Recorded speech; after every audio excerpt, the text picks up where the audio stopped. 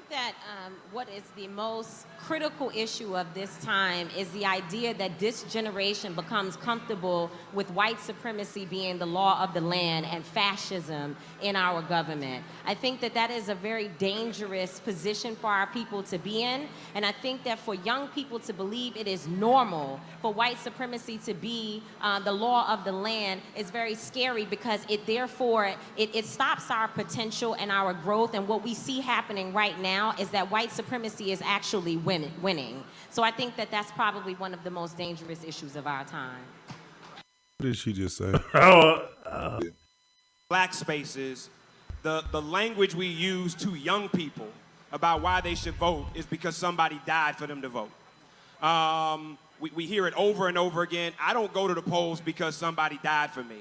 I appreciate those that came before me. I vote for my babies. I vote for my interests. I vote for my business. And so as we attempt to kind of change this narrative or evolve the narrative as we engage the community, what is the way that we need to do that differently than we have, especially oftentimes when we don't have candidates that are directly inspiring young people to be involved? Tamika and then Tip. You know, I think that in this moment, we definitely have to be delivered from that old language around who died for us to have our right to vote and all of these different things. It doesn't work. I think in this particular moment, we have to respect the fact that young people are brilliant.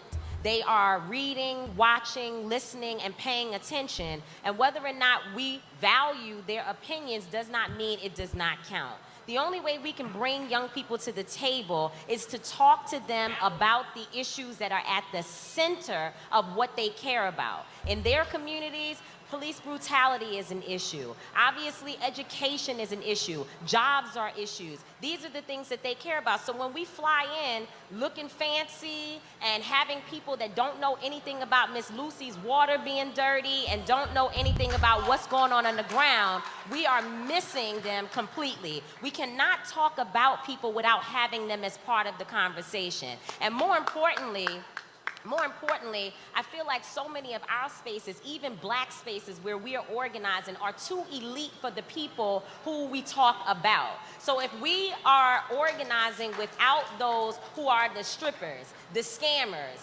the people who have been cast out in our society, if they are not at the front of the conversation, we're just doing something to make ourselves feel good. We're not really doing anything for the people in our community.